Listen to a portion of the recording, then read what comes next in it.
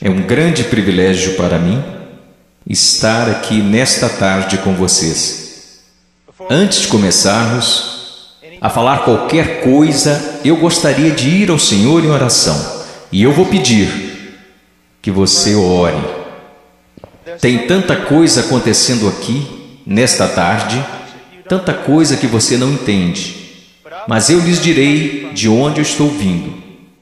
Eu pregarei como moribundo, para homens moribundos, e mulheres e jovens. E eu vou pregar como se eu nunca mais fosse pregar novamente. E eu lhes direi coisas que vocês irão entender errado. E eu lhes direi coisas que eles deixarão tão nervosos comigo. E eu lhes direi coisas que vocês negarão. E eu lhes direi coisas e vocês dirão que eu não tenho o direito de lhes dizer o que estou dizendo. Mas antes de você chegar a qualquer conclusão sobre o que está sendo dito aqui nesta tarde, faça a si mesmo uma pergunta. Veja, pregar é uma coisa muito perigosa. É perigoso para mim, pois a Bíblia diz que sobre falsos mestres virá grande condenação. Se o que eu lhes disser hoje não for verdade, eu estou encrencado e por isso tenho que fazê-lo com temor e tremor, porque eu estarei condenado diante de Deus. Mas se o que eu disser para vocês hoje for verdade, então são vocês que têm motivo para temer e tremer. Porque se eu interpretar corretamente esta passagem das Escrituras que eu lhes darei, será como se Deus estivesse falando através de um homem. E seu problema não será comigo, será com Deus e sua palavra. Então a única questão a ser decidida aqui, nesta tarde, é esta: é este homem à nossa frente um falso profeta? Ou será que ele está nos falando a verdade? E se ele estiver nos falando a verdade, então nada mais importa, exceto conformar nossas vidas a esta verdade. Vamos ao Senhor em oração.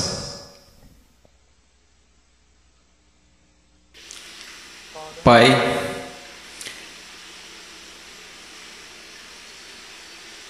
Pai, o Senhor tão pequeno, tão desprezível de tantas maneiras. Tu sabes, Senhor, Tu sabes. Ó Senhor amado, será que falso fogo continuará sendo a única coisa depositada em seu altar?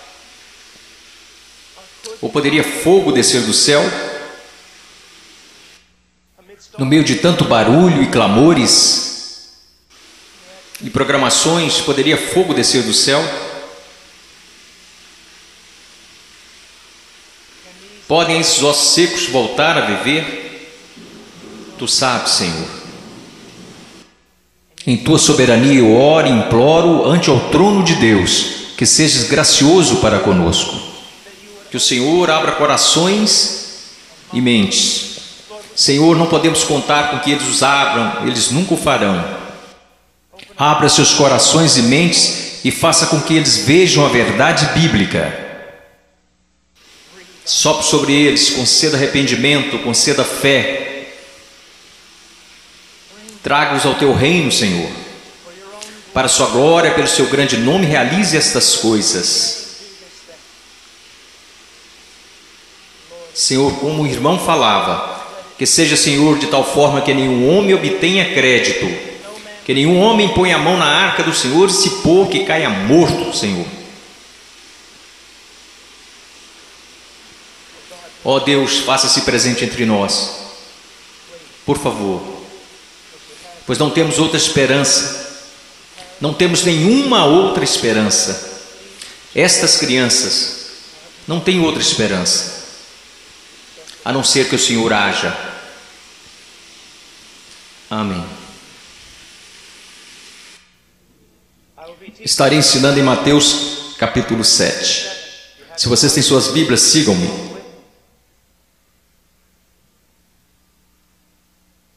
Mateus capítulo 7, versículo 3, Jesus disse: entrai pela porta estreita, porque larga é a porta, espaçoso o caminho que conduz à perdição, e muitos são os que entram por ela.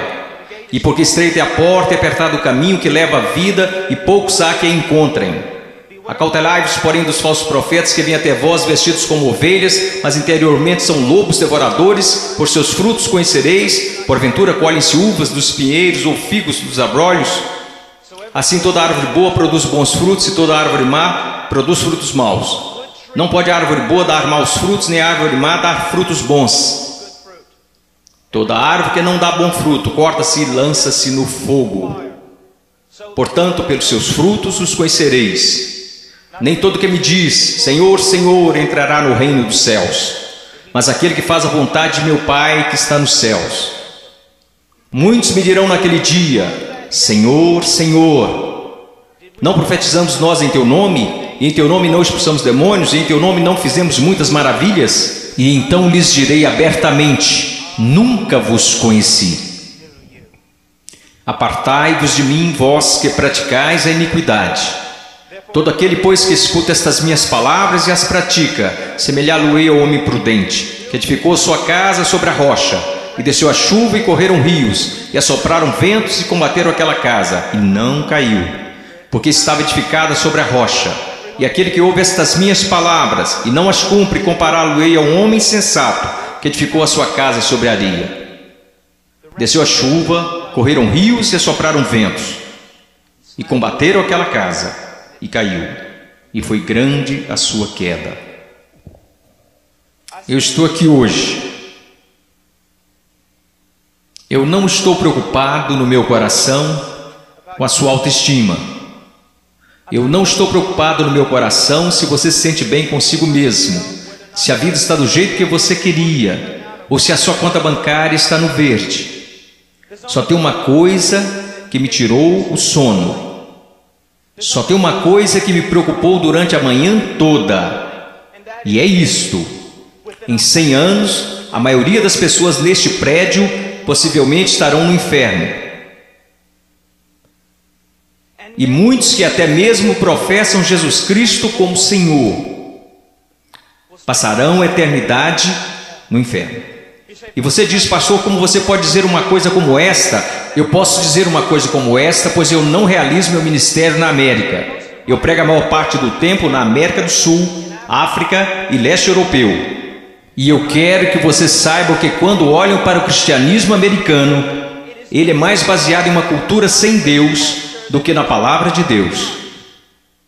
E tantas pessoas são enganadas, e tantos jovens são enganados, e tantos adultos são enganados em crer que por terem feito uma oração uma vez em suas vidas, eles irão para o céu.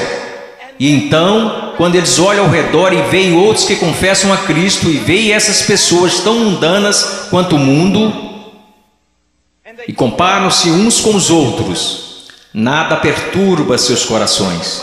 Eles pensam: bem, eu sou igual à maioria do meu grupo de jovens.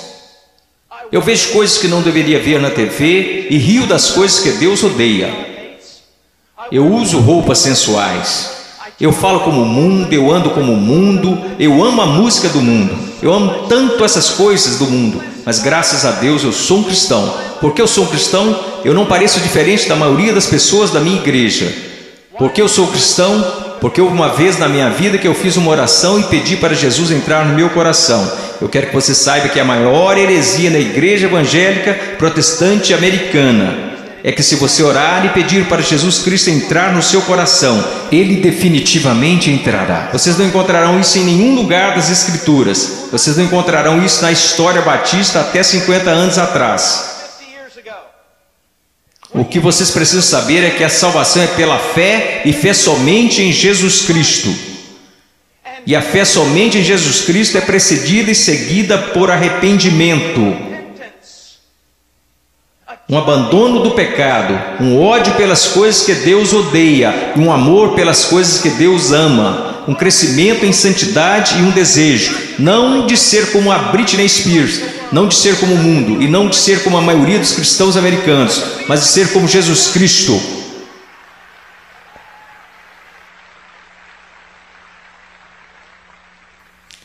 Eu não sei porque vocês estão aplaudindo, eu estou falando de você. Eu não vim aqui para ouvir améns, eu não vim aqui para receber aplausos, eu estou falando de você. Muitas vezes as pessoas vêm a mim e dizem: eu adoraria segui-lo até a Romênia, adoraria segui-lo à Ucrânia, eu adoraria pregar onde você prega e onde plantou igreja no Peru, na floresta. E eu digo: não, você não iria. Eles dizem: sim, eu iria. E eu digo: não, você não iria, porque você seria expulso da igreja de lá. O que precisamos ver? Eu não estou querendo ser duro apenas para ser duro. Vocês têm noção de quanto amor é necessário para ficar na frente de 5.000 pessoas e dizer que o cristianismo americano é quase completamente errado? Você sabe o que vai me custar nunca mais ser chamado para algo assim? Ser impopular? Você sabe por que você faz isso? Você não faz porque você vai ser bem pago. Você não faz isso porque os homens te amam. Você faz isso porque você ama os homens e, acima de tudo, você quer honrar a Deus. Eu quero lhe dizer uma coisa. Nós vamos olhar para as Escrituras e eu quero que você olhe para ela como ela realmente é. Pare de se comparar com outros que dizem que são cristãos, que se comparam com outros que dizem que são cristãos. Compare a si mesmo com as Escrituras. Quando alguém, um jovem, vem a um pastor ou pastor de jovens e diz: eu não tenho certeza se sou salvo. O pastor de jovens geralmente vai lançar um clichê. Alguma vez em sua vida você orou e pediu para Jesus entrar em seu coração? Bom, sim. Você foi sincero? Bem, eu não sei, mas acho que sim. Você precisa dizer para Satanás parar de te incomodar. Você escreveu no verso da sua Bíblia, assim como o evangelista ensinou quando você foi salvo. Você anotou a data para que qualquer dia que você duvidasse apontasse para a Bíblia. Que superstições têm invadido nossa denominação? Você sabe o que a Bíblia fala para os cristãos fazerem? Examine-se a si mesmo. Teste a si mesmo à luz das Escrituras para saber se você está na fé. Teste a si mesmo para saber se você é um cristão. Você consegue ver se o Senhor liberasse todos aqui e mandasse vocês baterem em cada porta dessa cidade? Você sabe o que descobrimos? 99% das pessoas, pelo menos nessa cidade, acredita que são cristãos. Se você voltar para a sua cidade natal e bater em cada porta de cada casa, porque eu voltei para a minha cidade natal, quando fiz salvo e bati em cada porta, e você sabe o que eu descobri? Todo mundo na minha cidade é um cristão. 85% deles não vão à igreja, e aqueles que vão à igreja não estão preocupados com santidade. Eles não estão preocupados em servir, não estão preocupados em ser separados do mundo, não estão preocupados se o evangelho será pregado entre as nações. Mas graças a Deus eles são salvos. Por que eles são salvos? Porque algum evangelista que deveria ter passado mais tempo estudando sua Bíblia do que pregando disse a eles que eles eram salvos. E ele disse isso para que depois pudesse gabar de quantas pessoas se converteram no seu próximo avivamento. Eu amo vocês. E existem homens aqui que amam vocês. E eu quero ir às Escrituras agora que eu choquei para a vida. Eu quero que vocês me ouçam. Ouça a palavra de Deus e comece a se perguntar algumas perguntas. Antes de tudo, entrai pela porta estreita, porque larga é a porta, espaçoso o caminho que conduz à perdição, e muitos são os que entram por ela. Existe uma porta estreita. E sabe, historicamente, uma das razões pela qual sou um batista do Sul é porque os batistas do Sul sempre foram rápidos, enquanto outras denominações falharam em perceber isto. Os batistas do Sul sempre foram rápidos em perceber que é só uma porta. Só há um Deus. Só há um mediador entre Deus e os homens. Seu nome é Jesus Cristo, e não é uma questão de múltipla escolha. Não é como se todos os caminhos levassem a Roma. Como denominação, nós sempre ensinamos às pessoas o que Jesus ensinou às pessoas. Eu sou o caminho, a verdade e a vida, e ninguém vê ao Pai senão por mim. Então eu louvo a Deus por isso, que a única forma que qualquer ser humano nesta terra será salvo é por meio de Jesus Cristo. E ponto final. Porque você precisa entender que a Bíblia diz: todos pecaram e destituídos estão da glória de Deus, e vocês não têm ideia do que isso significa. Que nascemos totalmente depravados, odiando a Deus. Que nós nunca buscaríamos a Deus, nunca iríamos a Deus. Nós nos rebelamos contra Deus, quebrando toda a lei. Não é só uma questão de que você já pecou. A questão é: você nunca fez nada além de pecar. A Bíblia diz nos profetas que até as nossas maiores obras são como trapos de imundícia perante Deus. E por causa disso, você sabe o que merecemos? A ira de Deus, o ódio santo de Deus. E vocês dizem: espere um pouco, Deus não pode odiar ninguém, Deus é amor. Não, meu amigo, você precisa entender uma coisa: Jesus Cristo ensinou, os profetas ensinaram, os apóstolos ensinaram isto, que a não ser a graça de Deus revelada em Jesus Cristo, nosso Senhor, a única coisa que resta para você é a ira, a violenta ira de Deus. E por causa de sua rebelião e de seus pecados. Quando fala em universidades, eles sempre são rápidos em dizer: não, Deus não pode odiar porque Deus é amor, mas eu digo, Deus tem de odiar porque Ele é amor. Veja, eu amo crianças, portanto odeio aborto. Se eu amo o que é santo, devo odiar o que não é santo. Deus é um Deus santo, e isso é algo que os americanos esqueceram. Muitas das coisas que você adora fazer, Deus odeia. Você sabia disso? Ore por avivamento. Você vai para a reunião de jovens e quer que Deus seja, mas antes de ir você assiste programas na TV que Deus absolutamente abomina. E então você se pergunta por que o Espírito Santo não desceu sobre nós e por que você tem que criar falso fogo e falso entusiasmo. Porque Deus não está presente, Deus é um Deus santo. E a única maneira pela qual eu e você poderíamos nos reconciliar com Deus santo é pela morte do Filho unigênito de Deus quando ele foi pendurado naquele madeiro. Agora escutem, se você hoje é salvo, você não foi salvo porque os romanos judeus rejeitaram Jesus. Você não foi salvo porque eles colocaram uma coroa de espinhos na sua cabeça, nem foi salvo porque eles perfuraram o tórax de Jesus com uma lança. Você não foi salvo nem mesmo porque eles o pregaram na cruz. Você sabe por que você é salvo? Se você é salvo, porque quando Jesus Cristo estava pendurado naquela cruz, Ele levou seus pecados, o pecado do povo de Deus, e toda a violenta ira de Deus que deveria ter caído sobre você, caiu sobre seu único filho. Alguém tinha que pagar o preço, alguém tinha que morrer. Foi Deus, o Pai, quem esmagou seu único filho, de acordo com Isaías 53, ao Senhor agradou moê-lo. As pessoas dizem: a cruz é um sinal de quanto o homem é valioso. Isso não é verdade. A cruz é um sinal de quão depravado nós realmente somos. Ele levou à morte o Filho único de Deus. A única coisa que poderia salvar pessoas como nós foi a morte do único Filho de Deus, sob a ira de seu próprio Pai, pagando o preço, levantando dos mortos, poderoso para salvar. Este é o Evangelho de Jesus. Agora, o que você é chamado para fazer? Você diz: entrar pela porta estreita. Como você faz isso? Jesus disse: o tempo é chegado, o reino de Deus se aproxima. O que você deve fazer? Em Marcos ele nos diz: arrependa-se e creia no Evangelho. Você diz: irmão Paul, eu fui salvo orando e pedindo para Jesus entrar no meu coração. Eu tenho certeza que você o fez, mas você não foi salvo por uma fórmula mágica ou por causa de algumas palavras. Você foi salvo porque se arrependeu de seus pecados e acreditou. E não foi uma coisa isolada, você continua fazendo até hoje. Porque Jesus, numa tradução mais correta deste verso, falou: o reino de Deus se aproxima, o tempo é chegado. Agora passem o resto de suas vidas se arrependendo de seus pecados e crendo em mim. Conversão não é como uma vacina. Ah, eu fiz isso, ou me arrependi, eu criei. A questão é, meu amigo, você continua se arrependendo de seus pecados? Você continua crendo? Porque aquele que começou boa obra em vocês também a terminará. Ele terminará. Nós, os batistas do Sul, pregamos que você deve ir por essa única porta, que é Jesus Cristo. Mas nós, batistas do Sul, esquecemos algo.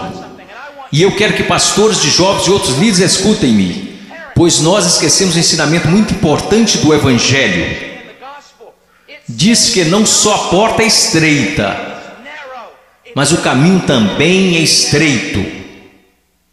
O que basicamente fazemos é conduzir uma pessoa a Cristo ou conduzimos alguém a uma oração. E aí essa pessoa passa o resto da vida vivendo igual ao mundo. Se você quiser negar isso, eu posso trazer as estatísticas para te provar. Várias pesquisas, censos, qualquer tipo de pesquisa que você pensar. Quando elas questionam a moralidade da igreja dos Estados Unidos da América, em comparação com a moralidade daqueles que se consideram perdidos, as pesquisas não acham diferenças.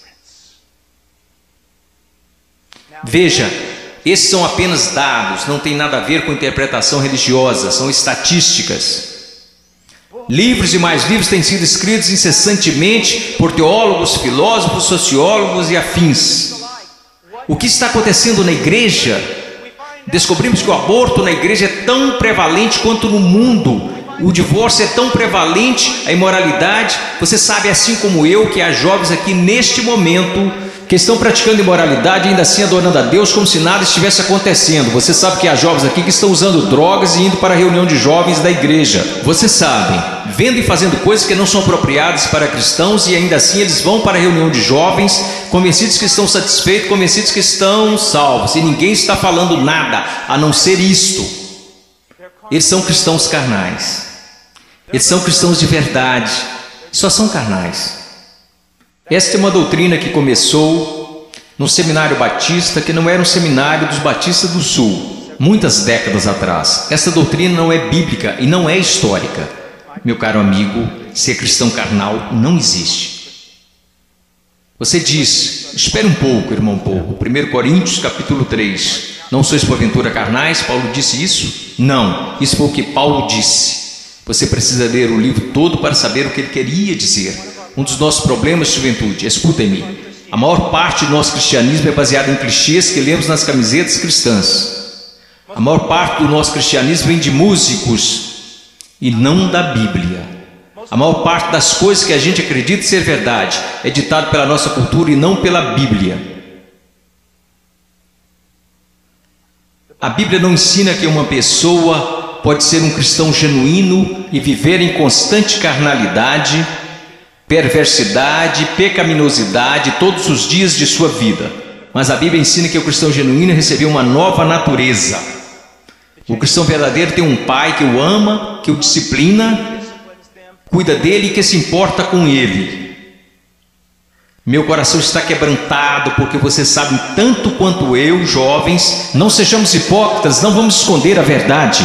Há muita gente assim, você os conhece, você pode ser um deles, ou ao menos sabe que tem um no seu grupo de jovens. Eles vão às reuniões, eles fazem todas as coisas, mas em seus corações eles são tão depravados quanto se pode ser. Não há diferença, não há luz. Tudo que o mundo faz, eles também fazem, está tudo bem assim.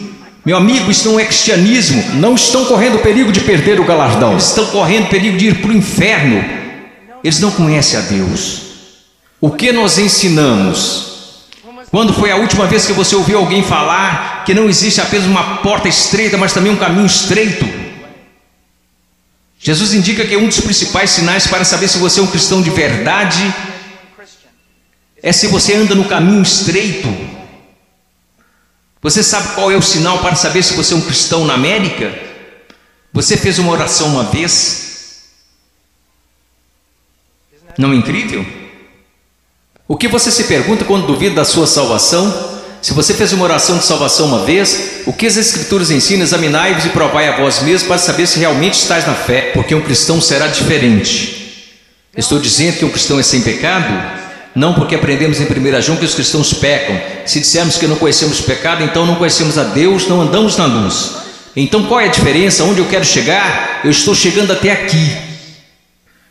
Se você é genuinamente um cristão nascido de novo, um filho de Deus, você andará pelo caminho da justiça, como estilo de vida. E se você se desviar desse caminho de retidão, o Pai virá até você.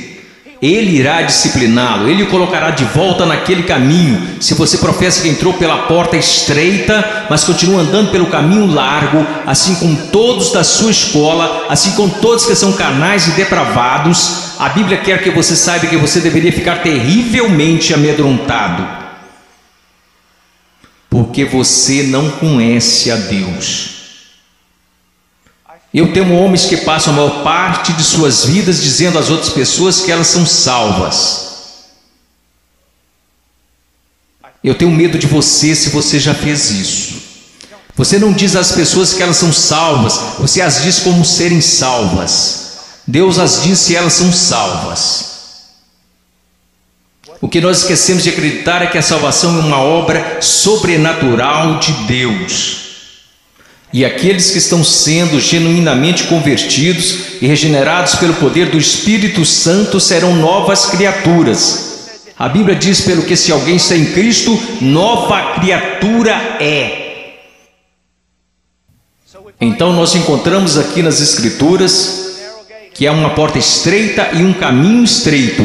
Estamos indo para o versículo 15. Acautelai-vos, porém, dos falsos profetas que vêm até vós vestidos como ovelhas, mas interiormente são lobos devoradores. Por seus frutos os conhecereis. Uma das coisas que você precisa entender é isto, uma coisa que um homem sábio me disse há muito tempo: Paul, seu melhor amigo é aquele que te diz as maiores verdades. Nos Estados Unidos da América, nós nos tornamos tão cheios de não me toques que ninguém pode nos repreender. Ninguém pode nos dizer que estamos errados. E ministros e líderes também têm acreditado nessa mentira. Nós não queremos ofender, nós queremos ser amigáveis. O que você precisa entender é que só um amigo verdadeiro, seu nome é Deus. E se você quer ser amigo de alguém na sua igreja, você precisa ser amigo de Deus. E você precisa estar mais preocupado com a glória de Deus do que você está com as atitudes dos homens. E outra coisa que você precisa entender é que a pessoa que te ama mais é a que vai te falar as maiores verdades. Uma das grandes marcas diferenciais de um falso profeta é que ele sempre vai falar o que você quer ouvir. Ele nunca vai estragar a festa. Ele vai fazer você continuar batendo palmas, pulando, vai fazer você ficar atordoado, ele vai te manter entretido, ele te apresentará um cristianismo que fará a sua igreja parecer um parque de versões de Jesus. E te manterá tão entretido que você nunca se preocupará com grandes assuntos como este. Deus está agindo em minha vida? Eu estou crescendo em santidade? Eu realmente nasci de novo? Escutem-me, se todos nessa cidade acreditam que são salvos, nós sabemos que isso não é verdade pelas Escrituras, porque a Bíblia diz que poucos vão entrar. Como você sabe que você é salvo? Como você realmente sabe que é salvo? Porque alguém te disse? Porque você fez uma oração? Porque você acreditou? Deixe-me te perguntar, como você sabe que acredita? Porque todo mundo diz que acredita. Como você sabe que não é igual a eles? Você sabe como a Bíblia ensina que você sabe se é salvo? Você sabe como a doutrina batista até 50 anos atrás diria que você sabe que é salvo? Você sabe que foi salvo porque sua vida está num processo de transformação. E seu estilo de vida é de alguém que anda nos caminhos da verdade do Senhor. E quando você para de andar nos caminhos da desobediência, como todos nós fazemos, Deus vem até você e te põe de volta no caminho. Uma das maiores evidências que você nasceu de novo é que Deus não permitirá que você fale como sua carne quer falar. Deus não permitirá que você se vista como o mundo sensual e a igreja sensual. Permite que você se vista. Deus não permitirá que você ande como o mundo. Cheire como o mundo, fale como o mundo, escute as coisas que o mundo escuta. Deus fará diferença na sua vida. Diz aqui, ao continuarmos, versículo 17. Então todos, quero dizer, vamos ao versículo 16. Você os conhecerá pelos seus frutos. Como você reconhece um falso profeta? E uma aplicação mais ampla aqui nas Escrituras. E como você sabe que alguém é um cristão genuíno? Pelos seus frutos. Pelos seus frutos, meus amigos. Veja a sua vida, veja o jeito que você anda, veja o jeito que você fala, veja para as paixões do seu coração. Por acaso Jesus está aí em algum lugar, ou ele é só um acessório que você acrescenta em sua vida? Ou é só uma coisa que você faz nas quartas e domingos? Ele é só alguém que você aceita apenas intelectualmente, mas não de coração? Ele é um acessório, ou ele é o centro da sua vida? E qual é o fruto que você está produzindo? Você parece com o mundo, age como o mundo? Você experimenta as mesmas alegrias que o mundo experimenta? Você consegue amar o pecado e gostar de cometê-lo? Você consegue amar a rebeldia e gostar de ser rebelde? Então você não conhece a Deus. Você os conhecerá pelos seus frutos. Deus tem o poder para mudá-los. Imaginemos por um momento Jesus ensinando esta passagem e você está lá ouvindo e ele olha para você e diz: espinhos, espinhos. Você acha espinhos em figueiras? E você diz: é claro que não, Jesus. Você não é um agricultor, você não é um fazendeiro, você é um carpinteiro, mas todo mundo sabe, Jesus, você não encontra espinhos numa figueira. Então deixe-me fazer outra pergunta.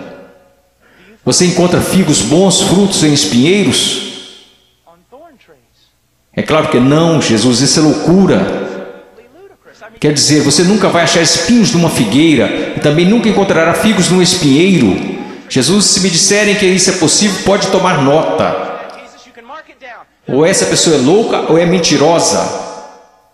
Então Jesus lhe responde: muito bem.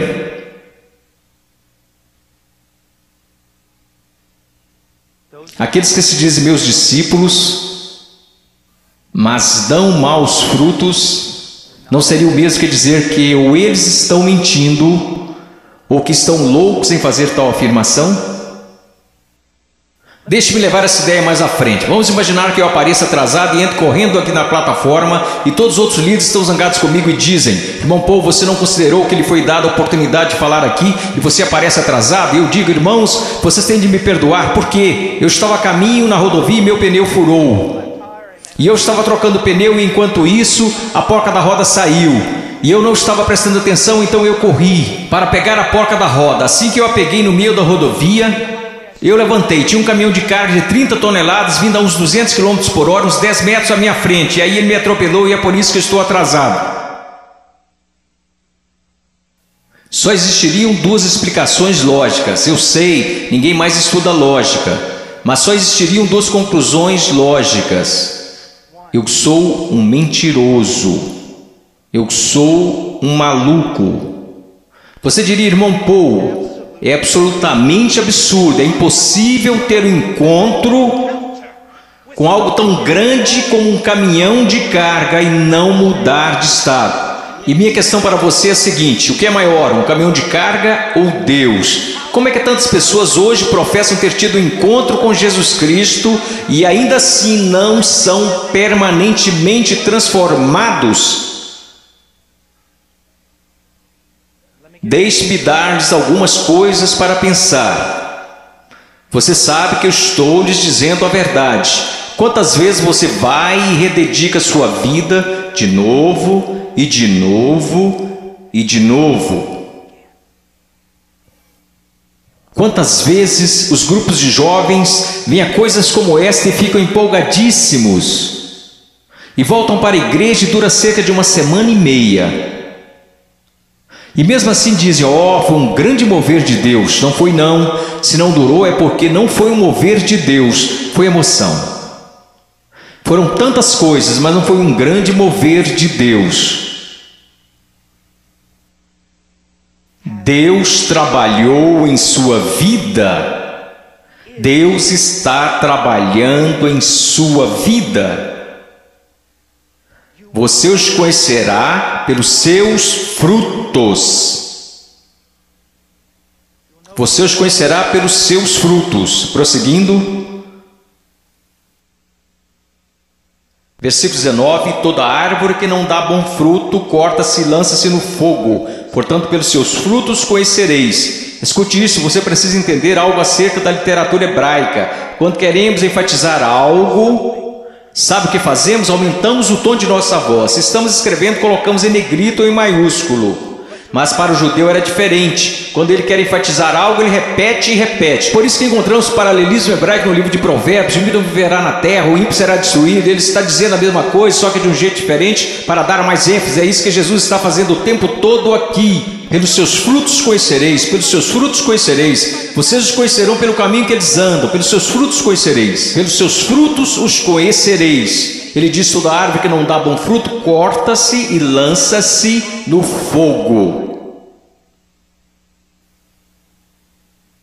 Sobre o que ele está falando, meu caro amigo? Ele está falando sobre o juízo do Deus Todo-Poderoso, que um dia cairá sobre o mundo, que um dia possivelmente poderá cair sobre você. Oh, meu caro amigo, eu não consigo olhar o seu coração. Eu sou tão facilmente enganado pelo meu próprio coração. Mas há um que não é enganado. Há um que não é enganado. Ele não é enganado por uma cultura cristã pós-moderna. Ele sabe. Pelos seus frutos os conhecereis. Então ele continua. E ele diz isto. Versículo 21, nem todo que me diz Senhor, Senhor entrará no reino dos céus, mas aquele que faz a vontade de meu Pai que está nos céus. Você sabe o que a sua profissão de fé em Jesus vale? Absolutamente nada. Sim, você leu esta passagem? Estude-a. Nem todo que me diz Senhor, Senhor, nem todos que professam Senhor, Senhor, entrará no reino dos céus. Muitas pessoas dirão Senhor, Senhor, mas não entrarão no reino dos céus. Meus filhinhos, você é um deles? Senhor, Senhor. Agora vamos voltar para a literatura hebraica. Ele diz Senhor, Senhor, ele não diz Senhor. Ele diz Senhor, Senhor, o que isso significa? Esse sujeito que está fazendo profissão não é alguém que de repente decidiu. É o dia do juízo, é melhor confessá-lo como Senhor. Essa é uma pessoa que professa enfaticamente aos outros que Jesus é o Senhor. Ele anda por aí dizendo que Jesus é o Senhor, ele dança enquanto os músicos estão tocando e diz que Jesus é o Senhor. Ele canta dizendo Senhor, mas Jesus diz a ele, afasta-te de mim, eu não te conheço. Billy Graham é uma das pessoas mais amáveis e bondosas. E ainda assim ele diz que a maioria das pessoas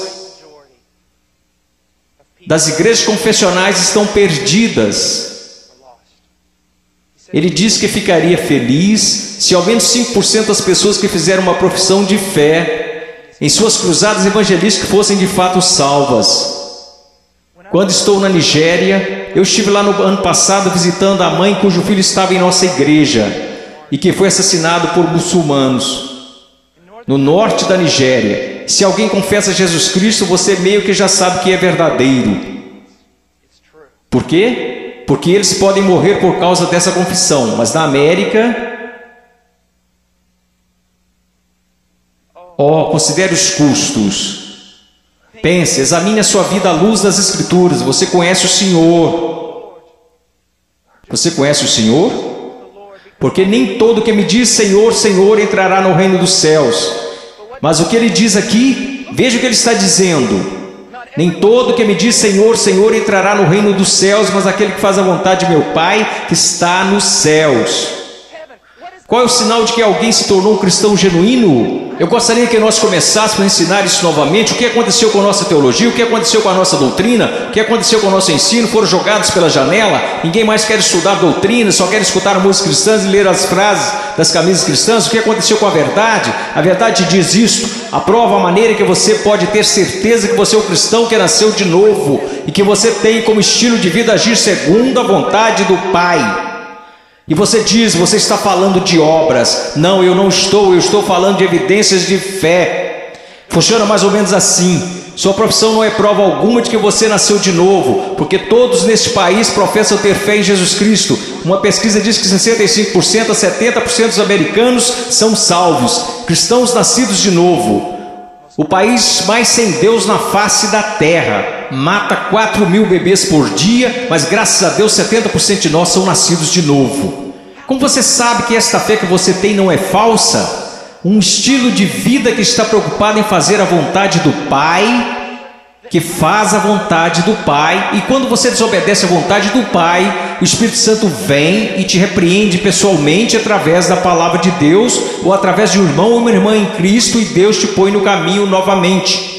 Se você é um cristão genuíno, você não pode escapar dele. Deixa-me dar um exemplo. Se eu fosse seu pastor, e você tivesse, digamos, 14 anos de idade, e eu estivesse voltando de uma pregação a 1 da manhã, e te visse em um parque ou em uma esquina qualquer, com um bando de delinquentes, fazendo coisas que você não deveria estar fazendo, se você fosse membro de nossa igreja, eu diria, entre no carro e eu vou te levar para casa. Eu não ficaria bravo com você, eu ficaria bravo com seu pai. Eu diria a ele, Senhor, você é um pai negligente e irresponsável. Deixar seu filho fora de casa em tais circunstâncias. Eu quero que vocês entendam uma coisa, Deus não é um pai responsável ou negligente. Se você pode brincar com o pecado, se você pode amar o mundo, amar as coisas do mundo, sempre estar envolvido com o mundo, fazendo as coisas do mundo, e se seus heróis são pessoas do mundo, se você quer parecer com eles, agir como eles, se você faz as mesmas coisas que eles fazem, meu caro amigo, ouça a minha voz. Há uma grande possibilidade de você não conhecer a Deus e de não pertencer a Ele. Agora finalizando. Versículo 22. Muitos me dirão naquele dia: Senhor, Senhor, não profetizamos nós em Teu nome não expulsamos demônios, em Teu nome não fizemos muitas maravilhas? Então lhes direi abertamente: nunca vos conheci. Você diz a coisa mais importante na face da terra é conhecer a Jesus Cristo. Isto não é verdade. A coisa mais importante na face da terra é que Jesus Cristo te conheça. Eu não entrarei na Casa Branca amanhã só porque eu fui até o portão e disse que conheço o presidente. Mas eles me deixarão entrar se o presidente falar: eu conheço Paul Washer. Você pode professar conhecer a Jesus, mas a minha pergunta para você é: você conhece a Jesus? Jesus te conhece? E veja como ele descreve o homem perdido aqui. Ele diz: apartai-vos de mim, vós que praticais a iniquidade. Em grego, anomia. Uma partícula negativa: a, não, sem. A palavra nomos, lei, não lei, sem lei. E é isso que significa. Deixe-me dar-lhe uma tradução mais precisa. Apartai-vos de mim, ouçam-me. Se eu pudesse sair daqui e te abraçar falando isso, eu faria. Ouçam-me. Ele diz: apartai-vos de mim, vocês que dizem ser meus discípulos, que me confessam como Senhor, porém vivem como se eu nunca tivesse lhes dado uma lei para obedecerem. Eu acabo de descrever a grande maioria dos cristãos da América. Se alguém começa a falar de lei, se alguém começa a falar de princípios bíblicos, sobre o que devemos fazer e o que não devemos fazer, como devemos viver e como não devemos viver, todos começam a exclamar: legalista, legalista. Mas Jesus disse: apartai-vos de mim, vocês que viveram, me chamaram de Senhor, contudo viveram como se eu nunca tivesse lhes dado uma lei para seguirem. Na cristandade americana disse: passe pela porta, louve a Deus, viva como o resto do mundo, tudo bem, você só é um cristão carnal e talvez volte um dia. Você sabe o que acontece por causa do nosso péssimo evangelismo? Nós temos milhões de crianças salvas nas EBF, e quando fazem 15 anos eles entram no mundo, e a maioria deles vive como demônios. E quando estão por volta de 30 anos, eles voltam e rededicam suas vidas. Talvez eles tenham acabado de ser salvos. Porque, amigos, é mais do que você contar a alguém que você é salvo. Porque sabe que Jesus é Senhor. Satanás sabe que Jesus é Senhor. Sua vida está em processo de mudança? Então ele começa a falar sobre duas pessoas, duas fundações. Você sabe que essa passagem na interpretação contemporânea é importante estudar teologia, é importante estudar história. A interpretação atual dessa passagem sobre a rocha e a areia é basicamente assim: se você é cristão, você precisa construir sua vida sobre a rocha, porque se você construir sua vida sobre a areia, você será um cristão infeliz, sua vida não dará certo. Isto não é o que Jesus está ensinando, e a história me apoia nisto. Quase nunca foi interpretada desta forma. Você sabe qual é a interpretação? É assim: existem dois caminhos. Há o caminho estreito e o caminho largo. Em qual você está? Há dois tipos de árvores. Tem a árvore que dá bons frutos e que vai para o céu. Tem a árvore má e você sabe que é má porque dá maus frutos e vai para o inferno. Será cortada e lançada para o inferno. Aqueles que professam Jesus como Senhor e fazem a vontade do Pai que está no céu, e aqueles que professam Jesus como Senhor e que não fazem a vontade do Pai que está no céu, e eles irão para o inferno, não por falta das obras, mas por causa de uma falta de fé demonstrada pelo fato de que eles não tinham obras. E ele continua: não são dois cristãos construindo suas casas em duas fundações diferentes. Esses novamente são o homem salvo e o homem perdido. O homem perdido ouve a palavra de Deus ser pregada, mas não prepara a fundação. Você não consegue ver na vida dele como a palavra de Deus está formando e construindo e sustentando sua vida. Sua vida não está. Quantas pessoas da Convenção dos Batistas do Sul, apesar dos nossos números, apesar de tudo que dizemos, se nós simplesmente comparássemos as pessoas a esta passagem e dissesse: você está construindo seu casamento de acordo com a palavra de Deus, você está educando seus filhos de acordo com a palavra de Deus, você está administrando suas finanças de acordo com a palavra de Deus, você tem vivido separando-se das coisas deste mundo de acordo com a palavra de Deus, quantos estariam aptos a responder positivamente? Não, nada disso. Eu professo Jesus, Ele é meu Salvador. Meu professor de escola dominical me falou: Eu sei, assim como Leonard Ravenhill, um conhecido meu, que antes de falecer costumava dizer: eu preguei uma só vez em várias igrejas batistas. Eu prego em muitos lugares como esse somente uma vez. Eu poderia vir aqui hoje com um vocabulário que impressionaria vocês e pregar para vocês sobre coisas que fariam vocês saírem flutuando deste salão.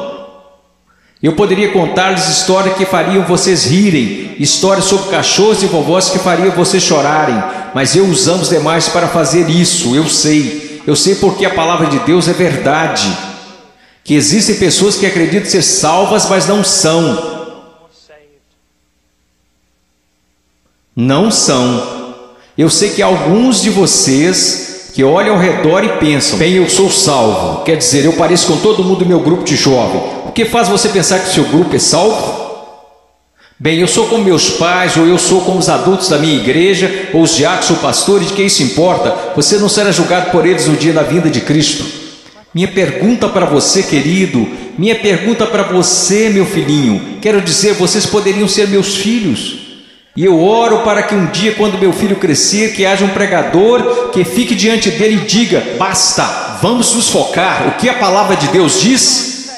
A sua vida se apresentará diante do fogo ardente, que é a santidade de Deus no dia final. Amada, preciosa menina, amado, precioso jovem, no dia final a sua confissão permanecerá verdadeira. Você é salvo. E eu não estou falando de bem, eu acho que sou salvo. Sabe, é o caminho que ao homem parece direito, mas o fim deles são os caminhos da morte. Bem, eu sinto do fundo do meu coração que sou salvo. Então deixa eu fazer outra pergunta: você alguma vez já leu Que Enganoso o Coração? Quem o conhecerá? Você não deveria ir ao testemunho das Escrituras? Bem, eu sei que eu sou salvo, pois minha mãe, meu pai, meu pastor, todos me disseram que sou salvo. Então eu te digo isto: o que a palavra de Deus te diz? Nós falamos tanto sobre ser cristãos radicais. Cristãos radicais não são pessoas que pulam em shows. Cristãos radicais não são pessoas que usam camisas gospel. Cristãos radicais são aqueles que carregam os frutos do Espírito Santo. Cristãos radicais são aqueles que respeitam e honram seus pais, mesmo quando sentem que seus pais estão errados. Cristãos radicais são aqueles que não... Agora escutem, isso vai deixá-los irados. E eu estou falando com garotos e garotas. Cristãos radicais são aqueles que não se vestem sensualmente para mostrar seus corpos. Se sua vestimenta é um chamariz apenas para o seu rosto, Deus se agrada da sua vestimenta. Sua vestimenta é um chamariz para o seu corpo, isso é sensual e Deus odeia o que você está fazendo. Todo mundo gosta de falar sobre um profeta, mas ninguém quer escutá-lo. E eu estou falando sobre cristianismo. Eu passei minha vida em selvas, eu passei minha vida congelando nos Andes, eu vi pessoas morrerem. Um garotinho, Andrew Myman, os muçulmanos atiraram 5 vezes o seu estômago e o deixaram morrer na calçada, simplesmente porque ele exclamava: eu estou com tanto medo, mas eu não posso negar a Jesus Cristo. Por favor, não me matem, mas eu não negarei. E ele morreu numa poça de sangue. E vocês falam sobre ser cristãos radicais porque vocês usam camisas gospel e vão a um congresso? Eu estou falando sobre santidade, eu estou falando sobre ser cheio de Deus. Você sabe o que seria mover de Deus neste local? Se todos vocês caíssem sob convicção de pecado, se eu mesmo caísse sob convicção pelo Espírito Santo e nos prostrássemos e chorássemos, pois assistimos coisas que Deus odeia. Pois usamos coisas que Deus odeia, pois nós agimos como o mundo, parecemos como o mundo, cheiramos como o mundo, fazemos as mesmas coisas que o mundo e não sabemos que fazemos essas coisas porque não conhecemos a palavra de Deus. Porque mesmo que falemos como uma denominação, que a Escritura é a infalível palavra de Deus, só que ganhamos basicamente um monte de ilustrações, histórias e novelinhas. Oh, que Deus brilhe neste lugar. Que viremos nossas costas para o pecado, que renunciemos às coisas que desagradam a Deus, e então que corramos para Ele, alegremos-nos nele e o amemos. Que Deus levante missionários. Eu não desejo a vocês o mesmo que seus pais. Eles querem segurança e boas casas para vocês. Eles querem que vocês tenham carros e respeito. Eu quero para vocês as mesmas coisas que quero para o meu filho, que um dia ele pegue uma bandeira, a bandeira de Jesus Cristo, e coloque-a num monte onde ninguém esteve antes, e que eles clamem: Jesus Cristo é Senhor, mesmo que isso custe a sua vida. Se quando ele tiver 18 anos me disser as mesmas coisas que eu disse quando era jovem: eu vou para os montes, eu vou para a selva, e as pessoas disseram: você não pode ir, você está maluco, é uma guerra lá, você vai morrer. Eu vou. Quando aquele rapaz colocar sua mochila nas costas, eu vou orar por ele e dizer: vá, vá, Deus seja contigo, e se você morrer, meu filho, eu te vejo do outro lado e honrarei sua morte. Oh Deus, vamos orar, vamos orar. Oh Deus, eu não me importo com reputação, eu não me importo com o que os homens pensam. Eu quero que o Senhor seja honrado, eu quero que esses jovens sejam salvos. Eu quero que os salvos parem de olhar para um cristianismo cultural que o Senhor odeia e que cuspirá fora de sua boca, e que eles olhem para a sua palavra e digam: eu seguirei a Jesus. Deus, eu oro pelos ministérios de jovens e pastores, e oro para que o Senhor os encha com espírito de sabedoria, amor e coragem e discernimento, e querido Deus, custe o que custar, eu oro para que o Senhor levante missionários. Ao olhar para esses garotos, eu não posso evitar de pensar no meu filhinho. Oh Deus, que o Senhor salve o Ian, e que eu levante e o mande para a pior parte da batalha. Oh querido Deus, levante missionários aqui, levante missionários, levante pregadores e pastores e embaixadores e evangelistas, que conheçam a palavra de Deus. Oh Deus, trabalhe neste lugar, por favor, trabalhe neste lugar, amado Deus, por favor, por favor, por favor, por favor. Agora, com todas as cabeças baixas, alguém aqui hoje à noite que gostaria de dizer: irmão Paul, eu tenho vivido uma mentira. Eu digo que sou cristão, mas eu amo o mundo, eu pareço com o mundo, e cheiro como o mundo, e eu me odeio por conta disso. Irmão Paul, eu estou tão cansado desse cristianismo que tenho vivido. Eu estou cansado disto. Eu estou cansado disto. Eu quero ser salvo. Eu quero ser salvo. Eu só quero que levantem. Irmão Paul, eu quero ser salvo. Amém. Alguém mais? Eu quero ser salvo. Amém. Amém. Em momentos teremos um apelo, e vocês que levantaram, eu vou descer aqui e quero que vocês se encontrem comigo. Eu quero falar com vocês agora. Vocês podem se sentar. Obrigado. Agora quero conversar com vocês que professam ser cristãos.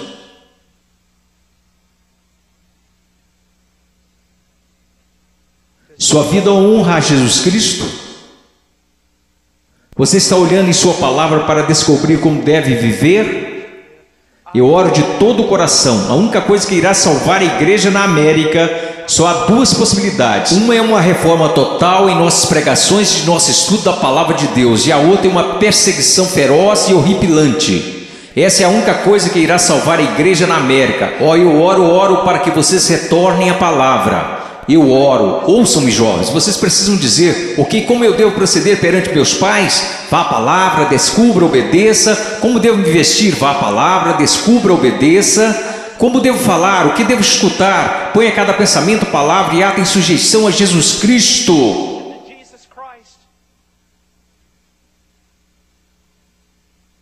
Eu não vou pedir para que você levante. Porque eu estou tão cansado de pessoas virem à frente e assumirem o compromisso e esse compromisso durar apenas 2 minutos. Eu não estou aqui para poder escrever na minha revista que zilhões de vocês vieram à frente. Eu quero que você vá para casa e viva para Jesus Cristo com todo o seu coração. Mas se você precisa de aconselhamento, você dirá: irmão Paul, eu quero viver para Jesus Cristo, mas eu não sei como. Em minutos nós iremos fazer um convite e eu quero que você venha à frente, não para assumir um compromisso. Se quiser assumir algum compromisso, faça isso daí de onde está sentado. Se precisa contar a alguém, vá contar ao seu pastor, vá contar ao seu pastor de jovens e quer saber, nós saberemos se esse compromisso irá durar. Quer saber como? Porque irá durar. Nós saberemos se foi de Deus. Deixe-me contar-lhes uma coisa. Se você tomou a decisão de seguir a Jesus Cristo, se você tomou a decisão para ser salvo nesses 2 últimos dias, eu quero dizer algo: se você foi genuíno, durará. Se daqui a algumas semanas você voltar direto ao mundo, viver como o mundo, agir como o mundo, quero que você saiba de uma coisa: você não entendeu nada aqui neste final de semana, você foi emotivo, apenas isto. Se você realmente ganhou algo do Senhor, eu quero que você saiba, isso durará. E ainda que você tente correr disto, você não vai conseguir. Você não vai conseguir. Oh, eu amo tanto a vocês, eu amo tanto a vocês. Eu peço que todos levantemos. Se você precisa de aconselhamento acerca de uma decisão que fez, mas que não está clara, eu quero que você venha à frente e eu vou descer aqui. Vocês que levantaram, houve muitos de vocês aí que disseram: eu preciso conhecer a Jesus Cristo. Eu quero que você venha até aqui agora mesmo, eu quero te conhecer. Eu quero voltar aqui com você e os outros conselheiros. Quero conversar com você e eu quero te dizer uma coisa, não em 5 minutos, não em 10 minutos. Se você precisar conversar a noite toda, nós ficaremos. Essa é a atitude de cada conselheiro neste lugar. Nós ficaremos a noite inteira se necessário, a noite toda. Deus te ama, Deus te ama. Deixe-me orar por você. Querido Deus, por favor, Senhor, ouve aqui. Senhor, tanta movimentação. Ontem à noite, Senhor, eu não sei o quanto de tudo isso foi real. E eu sei que vi pessoas chorando na noite passada. Eu vi pessoas tentando assumir compromissos, e eu acredito que uma parte do que aconteceu aqui a noite passada foi por sua causa. Hoje de manhã eu vi um jovem pregar, Pai, dar seu testemunho, e eu vi um trabalho genuíno do Espírito Santo. Eu não sei quantas dessas decisões foram verdadeiras, mas aconteceram algumas coisas reais aqui. Agora eu oro, Pai. Eu não sei o quanto será real, somente o tempo e a eternidade nos mostrarão. Mas, ó Deus querido, por favor, trabalhe em nome de Jesus. Amém.